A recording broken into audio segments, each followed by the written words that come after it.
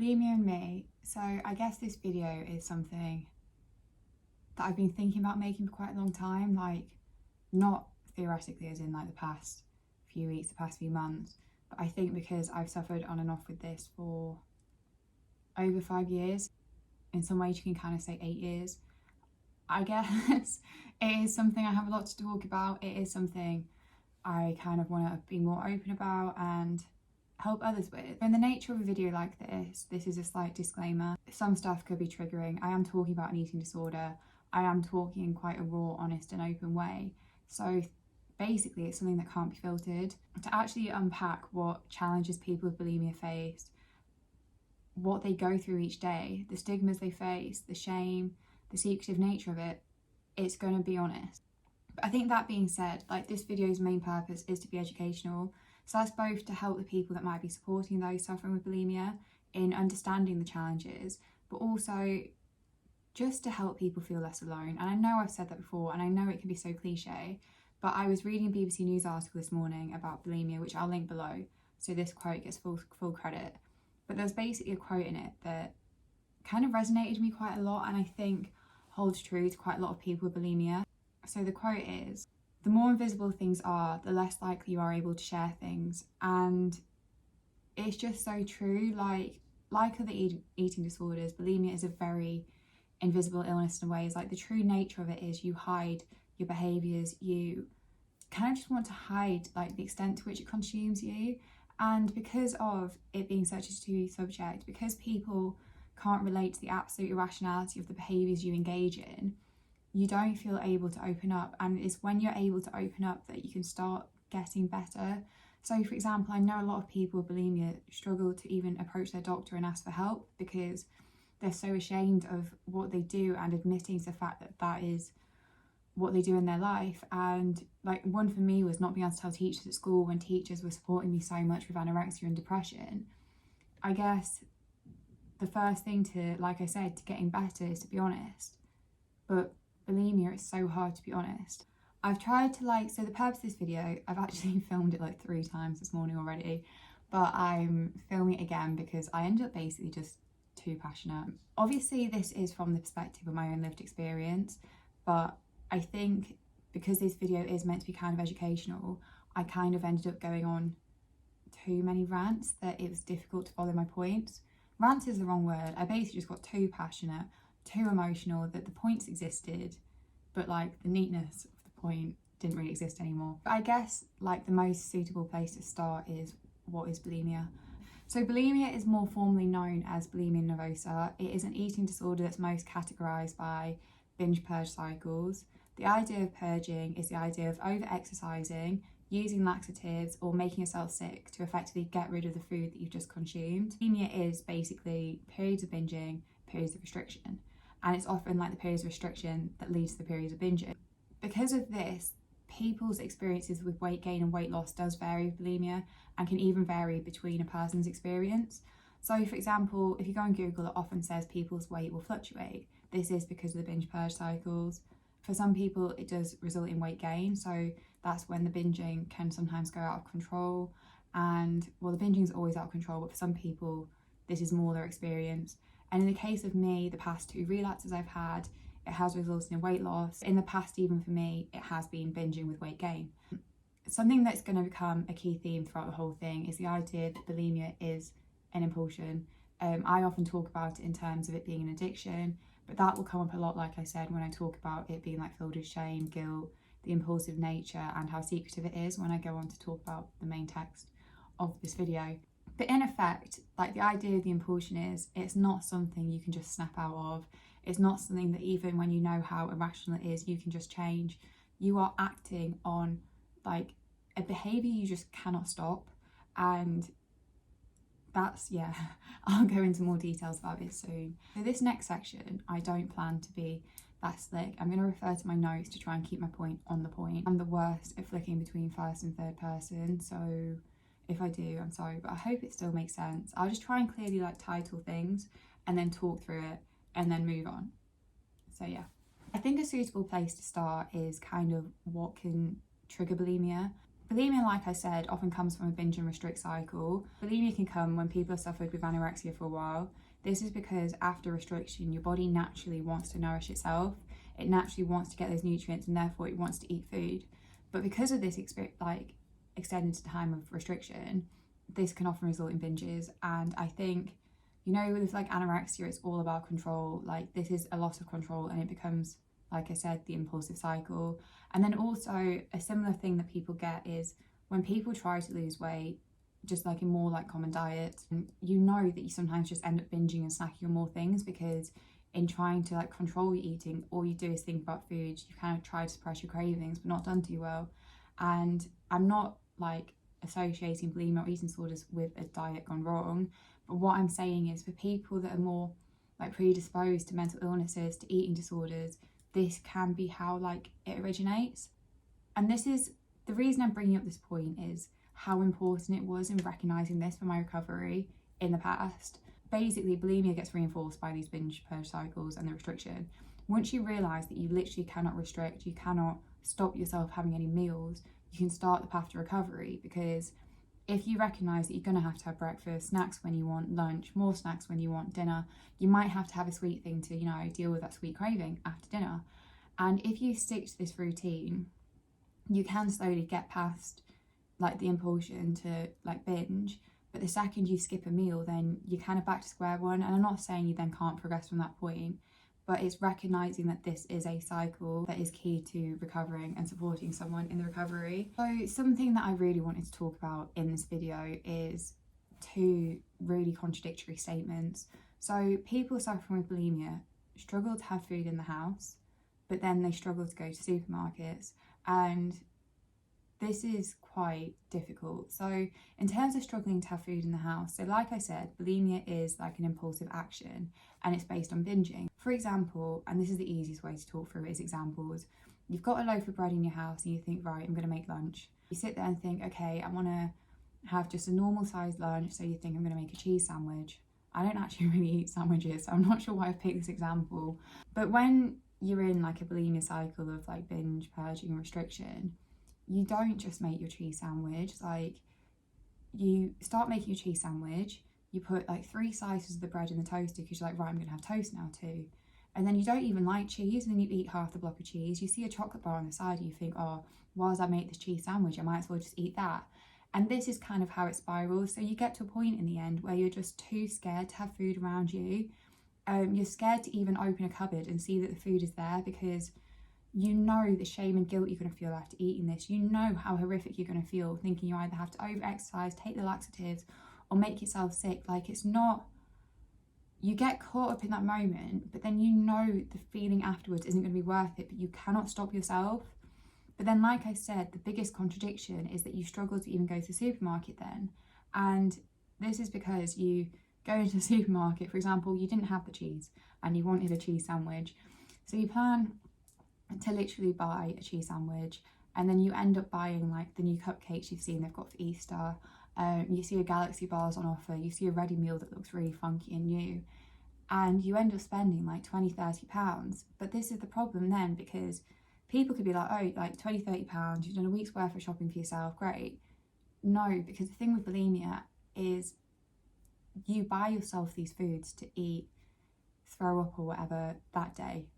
You burn £20-30 worth of food in 1, 2, 3, 4 meal times, like I said, in one day.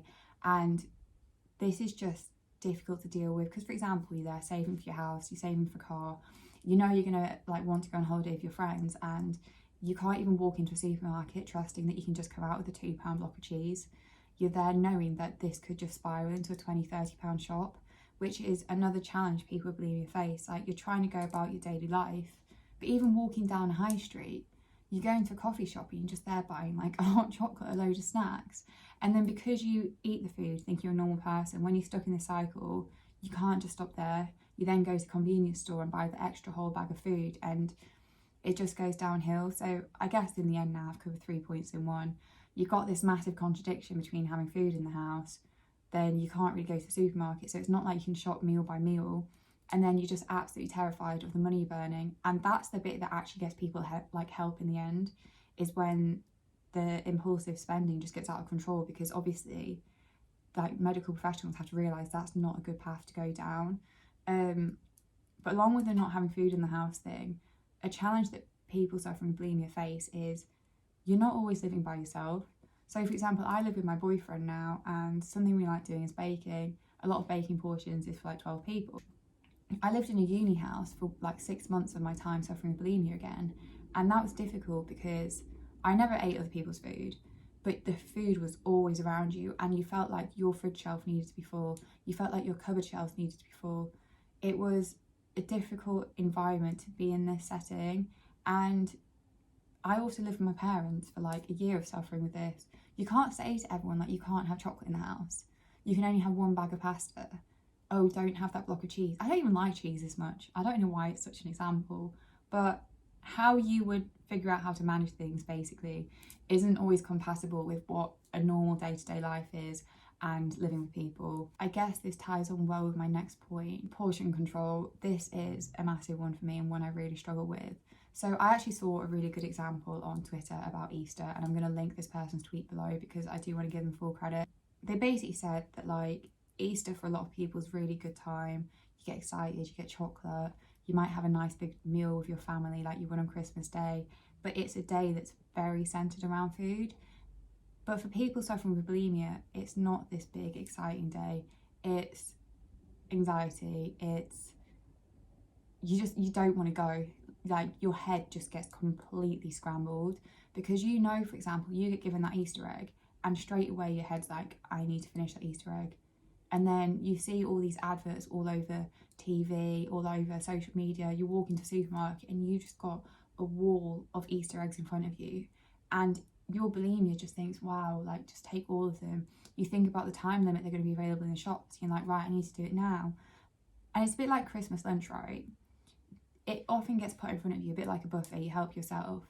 For someone with bulimia, that's almost the worst setting, because if you're left setting your own portion size, you will take too much and you won't feel full.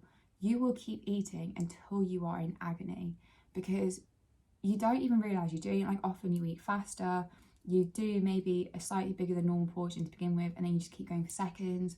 Carbs is like the main thing you go for, and then you just get worried that people are looking at you. And that's what's difficult as well, because you're already knowing that you are overeating without worrying that people are almost judging how much you've eaten, when the reality is people might not have noticed. Or like what I struggle with is, because I lose weight when I'm bulimic now, I think people look at me like, how is she that size when she's eating that much? And I worry that they're judging the behaviours that I'm doing to stay the size. But then it's carrying that shame that almost makes it harder to then recover, which I don't think I'm explaining very well. But a big thing that I think limits bulimia recovery is the shame you feel inside of you, and not being able to be open and share with people what you almost need to do to get better. Then what often happens with like this shame then is secret eating. So if you do manage in these social settings to not just like binge in front of everyone, especially because you're worried about when you're basically going to be able to get rid of this food, because you can't always in these settings, you again end up in a situation where you buy the food, or even if you're full, you will then go and seek it out. So for example, if you've been at a barbecue and most people would have one sausage sandwich, one burger sandwich, and you manage to mirror them, your body just doesn't feel satisfied, because like I said, the impulsion's there to just eat a lot, get to that pain, get rid of the food. And what I've often done in the past then is I've gone and bought my own sausages, I've bought my own bread rolls and ketchup and whatever, and then I will cook like loads of these at home just to get the full satisfaction I kind of wanted from the barbecue that I was scared to have in front of people. But I will do this in secret then, like wait till everyone's out of the house. But then I've obviously like clocked up other times I wish I've done this, and again it just spirals out of control. Even like speaking this out loud, I know how little it makes sense to people, and this is what I reflect on. Like I know when I'm talking about these people, like I don't get it, like were you not satisfied from that barbecue thing? Because obviously you managed to have the time in between. But when you're bulimic, your head doesn't kind of let go of these things. But the secret eating, again, is a cycle that spirals out of control. Something that I think a lot of people with bulimia can relate to is you often don't want to let yourself eat until a certain time of the day, because you know the moment you eat your first meal and get into that cycle of eat, throw up, you will just repeat it because you end up hungry. And then you end up doing that like 6, 7, 8 times a day, and even though every single time you are facing the toilet you hate yourself, you hate that you've put yourself through that again, you can't help but do it again. And this is when I've ended up in situations before when I've gone and got like a buy one get one free of Domino's. I've thought, right, okay, and ate both, by the way, and I thought, right, that has to have satisfied these cravings, but then it doesn't, because I end up hungry again. And then I go to the supermarkets, I buy cupcakes I don't even like, because you're just so desperately like stuffing your face and just thinking, I want to get rid of the guilt of the time before.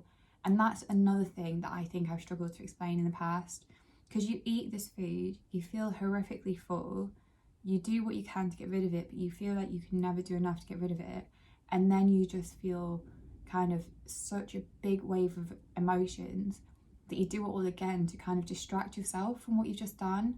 But then the more you do it, the kind of worse it gets. And yeah, I think as you're starting to see, it's just this out of control spiral, which goes on to basically, I kind of touched on this a little bit, something that's really associated with bulimia is the anxiety you feel about social settings, the anxiety you feel about yourself.